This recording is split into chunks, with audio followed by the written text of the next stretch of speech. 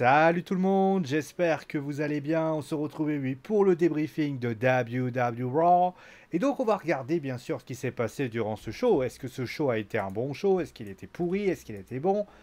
Quelles étaient les critiques que j'avais eu lieu la semaine dernière? J'avais dit que tout tournait trop autour d'un événement. Et d'ailleurs, pour information, ça avait d'ailleurs porté ses fruits à SmackDown, puisque information quand même arrivée. Il faut savoir que il y a eu plus de 3 millions de téléspectateurs qui sont restés du côté de la Bloodline, ce qui est quand même la preuve que quand on met les choses, qu'il y a quand même quelque chose, c'est qu'il y a des moments porteurs, et c'est ce qui s'est passé. Et donc, que s'est-il passé durant ce show de Raw? La critique était assez simple. J'avais dit que, pour ma part, on faisait trop de Judgment Day. Judgment Day par-ci, Judgment Day par-là. Et c'est vrai que moi, j'avais trouvé ça un peu dingue de trop nous mettre la même chose. Et la question, c'est est-ce que la WWE nous a écoutés? Donc, il y a eu Finn Balor qui est venu, justement, on en parlera. Après cela, on a eu un match le match par équipe entre Drew McIntyre et Matt Riddle contre Ludwig Kaiser et Giovanni Vinci. On a eu ensuite, eh bien, l'attaque de Dominique, enfin du Judgment Day, avec l'intervention de Kevin Owens et de Sami Zayn. Voilà. Ensuite, Ricochet, qui est venu justement défier Logan Paul. On en reparlera également. Becky Lynch qui a affronté Zoe Starks avec une victoire de Zoé. Chad Gable et Otis qui ont notamment montré une sorte de cérémonie de... Ils appellent ça la cérémonie de graduation. Moi, j'appelle plutôt ça une cérémonie de diplôme, tout simplement. Hein. Voilà, concrètement. Qu'est-ce qui s'est passé? Shayna qui a affronté Emma avec l'intervention de Ronda Rousey. On reviendra bien sûr sur le segment de Cody Rhodes. Le no disqualification match entre The Miz et Tommaso Ciampa. Et donc Sonya Deville et Chelsea Green qui faisaient face à Kaden Carter et Katana Chance. Et enfin, le six-man tag team match entre Seth Rollins, Kevin Owens, Sami Zayn contre les Judgment Day. Voilà tout ce qui serait passé dans ce WWE Raw du juillet 2023. On va commencer tout de suite par parler finalement du premier événement de la soirée. C'est bien évidemment, on y a cru finalement, c'est le segment de Finn Balor. Alors on va y revenir là-dessus tout de suite. On va revenir là-dessus en 2 temps 3 mouvements. C'est parti. Et donc on voit cette image. Dominique qui est entre Finn Balor et la championne féminine de la WWE, c'est-à-dire la championne du monde féminine de la WWE, je vais bien évidemment parler de Rhea Ripley. Et donc, eh bien, qu'est-ce qui s'est passé? Alors, Finn Balor est venu, il a ensuite déjà parlé un petit peu des événements qui a eu lieu à Money in the Bank, et il dit que le principal coupable, c'est Damien Priest. La musique de Judgment Day arrive et dit, Rhea et Dominique arrivent et dit, voilà, écoute, je pense qu'il faut mieux en parler en coulisses, que ce genre de choses ne doit pas être dit. Et là, à ce moment-là, Rhea Ripley lui dit c'est pas possible. Et là, Finn Balor décide de partir. Et là, Rhea Ripley dit non, ce que vous avez vu, ce sont nos affaires, c'est pas les vôtres. Nous contrôlons toujours WWE Raw. Et ensuite, etc. Seth Rollins est arrivé. Il a ensuite, voilà, il était avec son poulet avec des légumes, qui était très mignon d'ailleurs. Bravo d'ailleurs à Catch News de copier Infolute, ça m'a toujours fait rire, ça quand même. Et Dominique, voilà, qui tout simplement essaie de lui couper la musique, ça marche pas. Et finalement, eh bien, Seth Rollins affrontera bien Dominique dans quelques matchs. Voilà. Bah, le segment était. Alors, le segment, on va en parler plus en détail, puisqu'il y a eu plusieurs choses qui se sont passées durant l'émission. Moi, déjà, la première chose que j'ai envie de dire, je trouve, en tout cas, c'est mon avis encore une fois, je trouve que Damien, l'absence de Damien m'a un peu surpris. Parce que s'il y avait un mec qui aurait dû être là lors de cette confrontation, ça reste Damien Priest. Pourquoi Damien? Alors certes, il y a eu plusieurs segments de coulisses, on y reviendra tout au long de l'émission, mais plutôt on va en parler à la fin, parce qu'au début, voilà, mais concrètement, lors du moment avec Seth Rollins et Kevin Owens et tout ça. Mais concrètement, moi j'ai trouvé que l'absence de Damien, je ne l'ai pas compris. Et puis, il y a aussi le fait que je trouve que Finn Balor, bah, il s'acharne totalement sur Damien Priest, mais que l'avenir de ce qui va se passer par la suite dans le show me surprend beaucoup. Je trouve que c'est tout simplement un peu lourd à porter. Voilà. Donc après ce qui s'est passé, donc on a eu le match avec Drew McIntyre, Matt Riddle contre Giovanni Vinci et Ludwig Kaiser.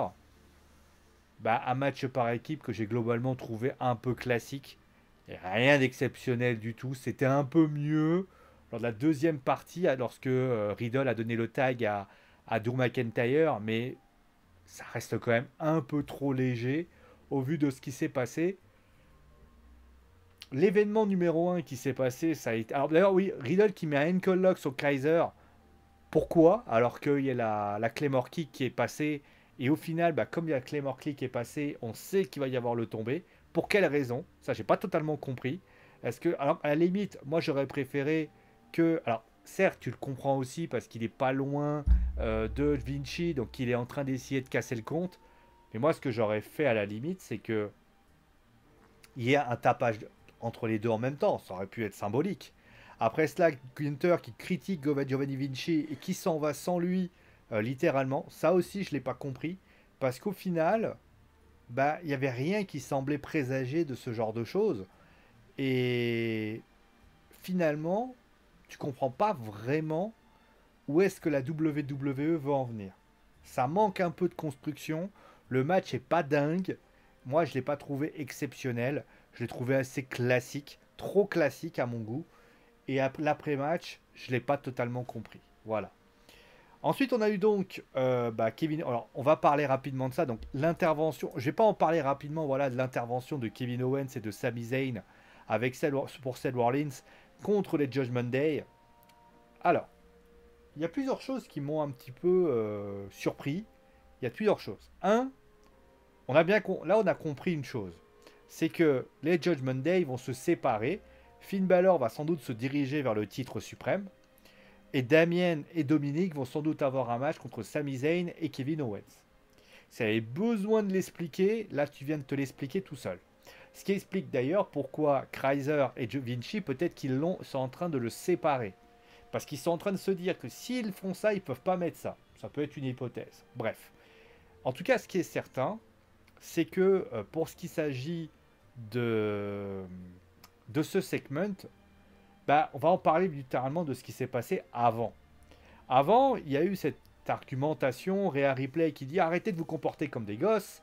Et là, il dit moi j'ai jamais voulu ça, je ne cacherai pas contre toi. Et finalement, Balor qui dit qu'on peut faire un nouveau départ. Et il dit tu sais, je sais que tu peux battre Seth. Tu peux devenir champion. Sinon, il pourra le faire avec la mallette. Et là, c'est vrai que ça. Le, là, déjà, il y a un écart de langage parce que moi, je ne l'ai pas compris comme ça. Ça voulait dire quoi qu'il arrive, je peux gagner, tu peux gagner, mais moi, je peux gagner aussi. D'ailleurs, la tête de Finn Balor voulait dire attends, qu'est-ce qu'il est en train de dire là? Bon, bref. Moi, mon point de vue, c'est que à un moment donné, donc qui s'est passé par la suite, on reviendra là-dessus, ça se réconcilie trop vite. Moi, j'aurais préféré qu'à la limite, Finn Balor, on le mette dans un état un petit peu hypothétique avec ce qui s'est passé, avec notamment les deux, là, Priest et Dominique qui s'en prennent à tout ça, Rhea Ripley qui arrive, Finn Balor qui vient prêter main forte au Judgment à son équipe, et à ce moment-là, il y a le Six-Man Tag, et à la fin, il dit moi, je vous ai pas aidé, j'ai aidé Dom Dom. Ça aurait été largement suffisant. Et la suite, avec notamment les tags, les machins, lors du main event, aurait confirmé la relation. Là, c'est vrai que ça a été un peu bizarre. Moi, je ne l'ai pas trouvé. Voilà, encore une fois, c'est pour te donner le main event. Mais est-ce qu'il y avait vraiment besoin de mettre un ring autour de ça? J'en suis pas totalement convaincu. Le segment aurait pu avoir lieu en coulisses, ça aurait été largement suffisant. Voire même, on aurait même pu avoir, et même d'ailleurs le petit moment où tu vois Rhea Ripley qui dit oh ben moi vous avez pas parlé, vous avez pas rappelé que le Judgment Day était là. Ben ouais, mais en fait, est-ce qu'il y a vraiment besoin de préciser que le Judgment Day est là? Je sais pas. Franchement, je trouve ça un peu bof. Voilà. Après cela, on a eu donc Ricochet. Un Ricochet qui a donc parlé un petit peu de Logan Paul. Il a dit voilà qu'il a parlé sur moi à un moment donné. Et il lui dit écoute, alors Logan Paul commence à le provoquer. Il lui dit qu'il a un look de petit garçon. Ouais. Et au final, Ricochet lui dit parle encore de moi. et ça risque de mal aller. Et là, il lui dit, écoute, moi je vais pas être intimidé par un mec en chemise en trop serré. Tu veux un match pour être, voilà, et moi c'est pas important. Moi je suis une WWE superstar. Je ne pense pas que ça peut fonctionner. Et là, tu vois Ricochet faire un bond, vous savez, quand il avait fait face à Velvet Dream, quand il avait fait son saut là pour sauter. Et là, il lui fait, ah, c'est cool, mais pour un TikTok. Et là, il lui dit, moi je veux pas des TikToks. Moi je veux pas des moments, je suis le moment. Il lui dit ouais ça marchera pas et finalement il tente d'attaquer Ricochet mais il se prend un Sling Blade et au final le segment est bien. Franchement le segment est bien. Par contre la direction de ce qui a été fait me déplaît un peu. Moi j'aurais préféré peut-être un Ricochet qui était dans l'optique de dire je suis un catcheur de la WWE, je suis non pas un catch, je suis pas une superstar, je suis un catcheur, je suis là pour lutter et qu'il fasse référence notamment au fait qu'il a été champion du NXT, qu'il a notamment été présent et des choses comme ça. Et qu'au final, il impressionne Logan Paul. Et l'autre côté, Logan Paul était un peu le Instagrammeur. Moi, j'aurais préféré, vous voyez, qu'il prenne son téléphone, qu'il fasse... Limite, j'aurais fait un truc de dingue. Ça aurait été qu'il mette le téléphone, et tu sais ce qu'il aurait fait? Il aurait fait un truc du style... il aurait fait un live Twitch, ou un live YouTube, ou un live tout ce que tu veux. Genre, il va sur le... Vite, il aurait fait un live Twitch sur Logan Paul, ou même sur un live... Je crois que d'ailleurs, Twitch, à la WWE, un live Twitch.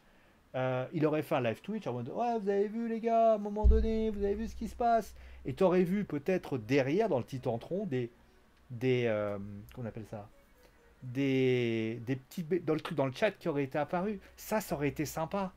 Pourquoi tu mets pas en fait les deux mondes qui s'affrontent en disant voilà Logan Paul ça peut être le mec qui dit tout le monde peut être lutteur c'est facile et Ricochet qui dit ah ouais bah on va voir qu'est-ce que t'es capable de faire. Ça aurait été très intéressant. Au lieu de ça, ils sont partis dans un truc. D'ailleurs, même moi, je me suis retrouvé, j'ai dit, mais où est-ce qu'ils veulent en venir? Qu'est-ce que tu veux montrer? Qu'est-ce que tu veux raconter? Parce qu'au final, moi, je suis là, je me dis, bah, qu'est-ce que tu veux nous montrer? Ok, Ricochet, c'est un lutteur professionnel. Est-ce que Ricochet, on peut dire, lui, il aurait dit, Ricochet, il aurait pu dire, t'es pas un lutteur pour moi. T'es pas un lutteur pour moi. Et le fait qu'il l'insulte, bah, Logan Paul aurait pu prendre ce qu'a dit Ronda Rousey et dire oh, mais t'as vu ce qu'a dit Ronda Rousey. T'as le sentiment que on veut aller dans un truc, on n'y va pas profondément. Et ça, c'est bien dommage. Voilà. Ensuite, on a eu Becky Lynch qui a donc fait face à Zoe Starks. Bon, match globalement simple. Match beaucoup à sens unique. J'ai trouvé notamment que Zoé a pas beaucoup dominé, contrairement à ce qu'elle aurait pu faire. Après, Becky Lynch qui gagne avec l'intervention de Becky. Ouais, sans plus. C'était un match que j'ai pas trouvé super. Après, j'ai appris que Becky était légèrement blessée.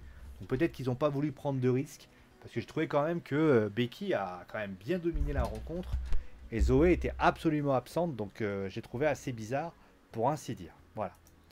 Après cela, on a eu la séance de gradation. Je le trouvais sympathique. Maxine, qui est donc devenu un. Voilà, c'est finalement l'adoubement hein, dans la Alpha Academy. Alors attention, moi, il y a un truc qui m'a un peu fait tilt. Attention, parce qu'il y a la Chase University, qui justement est un peu le même délire. Attention à ne pas se copier les gimmicks entre NXT et concrètement Raw. Là, on est arrivé, là, cette veste, quand je l'ai vue, j'ai dit, bah, c'est André Chase, c'est Chase. Et c'est vrai que ça m'a un petit peu étonné. Mais après, pour ce qui s'agit de Maxine, c'est une moyen, voilà, de les introniser là-dedans. C'est une bonne idée. On peut imaginer peut-être que dans un avenir proche, bah, les trois vont se retrouver face aux trois autres. Après, Maxine Dupri, moi je la verrais plus comme une manageuse. Je la vois pas. En fait, ils veulent la faire devenir une lutteuse, ce qui est pas déconnant en soi parce qu'elle fait quand même des bonnes choses. Mais en tant que manageuse, elle aurait pu être largement intéressante contre ces deux-là. Tu as notamment Maxine Dupri qui est un peu, tu sais, la chef de l'académie, et tu as Chad Gable qui est un peu le professeur, et Otis qui est un petit peu le coach. Ça aurait pu être sympathique. Là, c'est vrai que la mettre comme ça, ouais, bon. Après, le segment est pas mal. L'attaque de Valhalla est pas non plus une mauvaise idée en soi. Donc pourquoi pas. Après cela, on a eu donc bon, le match de Shayna, j'ai trouvé assez anecdotique. Après, au niveau du moment où Ronda Rousey attaque et veut s'en prendre à Shayna, bon, sans plus. Sans plus, je l'ai pas trouvé si intéressant que ça. Et ça, c'est clair et net. Le segment de Cody Rhodes, ensuite, j'ai beaucoup aimé le segment. J'ai beaucoup aimé le segment, je l'ai trouvé très sympathique. Et notamment, cette histoire de parallèle un petit peu avec bah, finalement la peur. Parce que oui, Brock Lesnar instille une chose. En fait, on a tous un Lesnar à chacun. On a tous quelqu'un qu'on a envie de dire les choses. Un mauvais patron, En fait, tout le monde a cette... Comment dire a cette... a c- Voilà, on a une cause qui nous empêche de pouvoir aller à notre but. Voilà, on va dire ça comme ça.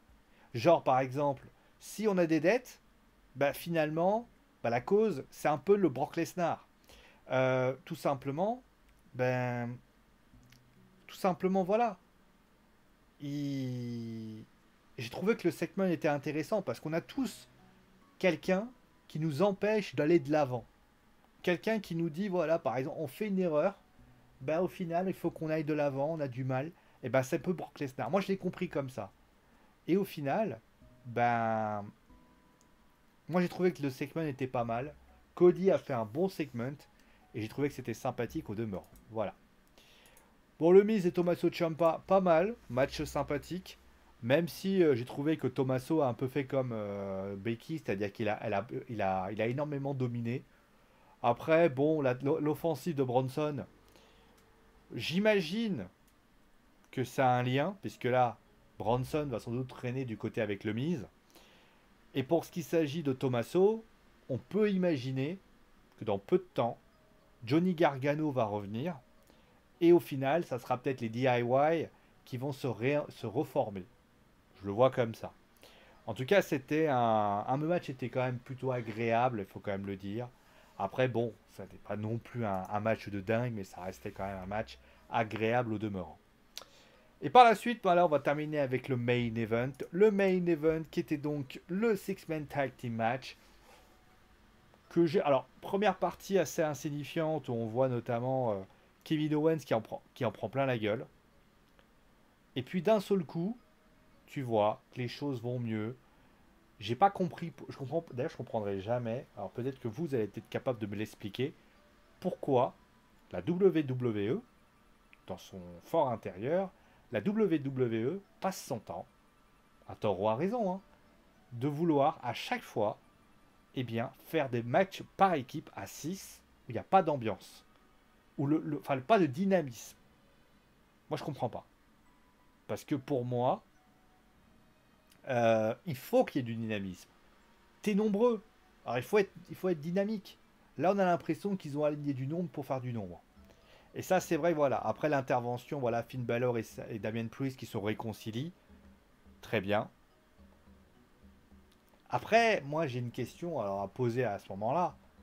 Alors, après, il y avait un petit spoil, je vais en revenir après. Mais moi, de mon point de vue, je pense, j'ai toujours pas compris d'ailleurs, pourquoi la WWE a créé une tension entre Balor et Priest. Vous allez me dire, oui, mais il y a NXT, notamment, les Judgment Day seront là demain, donc il faut garder un groupe uni, etc. Ouais, mais à quoi bon? Quelle est la finalité? Qu'est-ce qui va t'amener? En fait, quand tu regardes ce qui s'est passé, tu te dis dans ta tête, ouais, mais en fait, vous allez mettre ça en sommeil, et puis d'un seul coup, ça va réapparaître, c'est ça? Je sais pas. Je trouve que ça manque de continuité, en fait. Après, vous allez me dire, oui, mais ça viendra, etc. Oui, mais tu avais une autoroute. Là, tu aurais pu tout simplement mettre dehors Finn Balor et tu aurais pu ramener JD McDonald. Ça aurait largement suffi. Il y a eu un segment avec Finn Balor qui discutait avec JD McDonald ou alors Damien Priest qui aurait été viré et Finn Balor à ce moment-là aurait ramené JD McDonald. Ça aurait été très intéressant. Là, il y a eu une relation, là, ils se sont rabibochés. Il y a eu un moment donné, d'ailleurs, Finn Balor a failli frapper Damien Priest. Enfin, Damien Priest a voulu frapper Finn Balor. Ouais. Donc, moralité de l'histoire, ben, c'est un... Je sais que je vais être chiant, mais j'arrive pas à comprendre l'identité du show, en fait. La semaine dernière, la WWE a opté sur un concept qui consistait à dire les Judgment Day, on va mettre tous les Judgment Day un peu partout et on va faire en sorte de faire un show qui tourne autour d'eux. Dans l'idée, est-ce que c'est vrai bien, est-ce que c'est pas bien? En tout cas, c'était une idée. Le hic, parce qu'il y a un hic, c'est qu'il y avait trop de Judgment Day. Là, il y en a eu moins. Et ils ont décidé de mettre plein de petites choses pour rendre le show plus on va dire, plus édulcoré, plus global. Le seul souci, c'est que tu as l'impression que le show, c'est un show de transition. Là où ils auraient dû amener les choses à d'autres rivalités, alors oui, il y a eu des moments, voilà, par exemple, prenez Cody Rhodes contre Brock Lesnar, tu vois à peu près où ces choses s'amènent. Tu prends, par exemple, même le Judgment Day, avec les tensions, etc., c'était intéressant de voir comment les choses vont être faites. Le Drew McIntyre qui sera pas là la semaine prochaine, alors qu'a priori, il y a quelque chose avec ça. Mais il est obligé de mettre Riddle parce que Riddle a compris pourquoi il est là. Parce qu'en fait, il va compenser les absences de McIntyre. Donc là, tu te dis, ouais, bah non. C'est McIntyre qu'on veut voir, concrètement. Et puis, il y a notamment, par exemple, l'arrivée de Bronson Reed. Donc ça veut dire qu'elle est dit, ah ouais, Ronda Rousey, Shayna, j'ai trouvé que ça manquait un peu de liant. Il manque des choses dans ce putain de show. Il n'y a pas de... On a l'impression que ça manque de quelque chose. Ricochet contre Logan Paul, ils sont partis dans un truc de dire ne parle plus jamais de moi pendant tes podcasts. Ne parle pas de mal du catch. Pourquoi t'as besoin de chercher compliqué? J'ai jamais compris pourquoi. En fait, la WWE, vous avez des autoroutes, mais au lieu de, mais à la fois vous avez une petite route qui part vers la droite. Vous dites ah bah tiens, je vais aller prendre ça. Vous avez une autoroute. Vous avez un influenceur, Instagrammeur, YouTuber, Twitcher, tout ce que vous voulez, qui se prend pour un lutteur professionnel, et l'autre côté qui se dit tiens, je vais aller monter sur une échelle, je vais aller faire le Royal Rumble, je vais aller affronter Roman Reigns ou qui que ce soit. Mais l'autre côté, tu te dis dans ta tête, bon bah voilà, je vais affronter Seth Rollins, je vais pouvoir lui faire vivre un enfer. L'autre côté, parce que je donne des clarts, etc., t'as une autoroute, pourquoi tu t'en sers pas? C'est pas totalement compréhensible. En fait, ça manque de justesse. On est là, on se dit, ouais, mais après, où est-ce que tu veux en venir? Où est-ce que tu veux nous amener? Qu'est-ce que tu as à raconter? Qu'est-ce que tu as à nous amener? Qu'est-ce que tu as à nous donner? Moralité de l'histoire, qu'est-ce que ton show nous a donné? Il y a des choses intéressantes, il y a des choses qui nous donnent. Moi, quand je regarde le show, je me dis, ouais, c'est cool. Il y a des choses intéressantes. Mais en réalité, tu te dis dans ta tête, après avoir fait ça, après, quand tu te dis, bah, ça manque de quelque chose. Et tu as envie de lui dire, bah, all for that. Tout ça pour ça. C'est dommage. Alors attention, est-ce que vous allez prendre du plaisir à suivre ce show? Moi, en tout cas, j'ai trouvé que le show était plus diversifié, qu'il y avait quand même plus de choses intéressantes. Mais je dois avouer quand même que je reste un peu sur ma faim. Les matchs sont pas marquants. Moi, je sais pas, la semaine dernière, j'étais en mode, putain, le match entre Seth Rollins et Dominique était pas mal.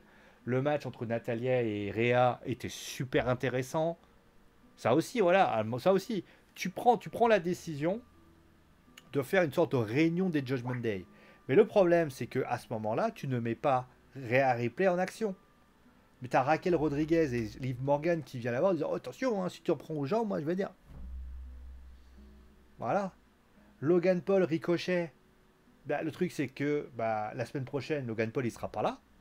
Donc, comme il sera pas là, Ricochet va se retrouver tout seul.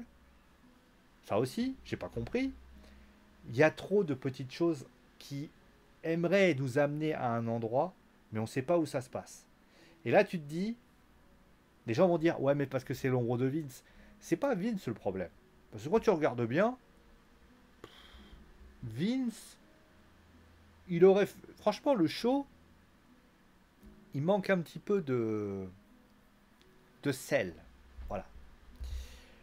Bon, on va s'arrêter là pour aujourd'hui. Merci à vous tous d'avoir suivi l'émission. Portez-vous bien et on se retrouve très vite pour une nouvelle émission sur Wrestling Football. Si vous avez aimé la vidéo, mettez un pouce bleu. Mettez-moi en commentaire d'ailleurs ce que vous avez pensé du show. Portez-vous bien et ciao tout le monde.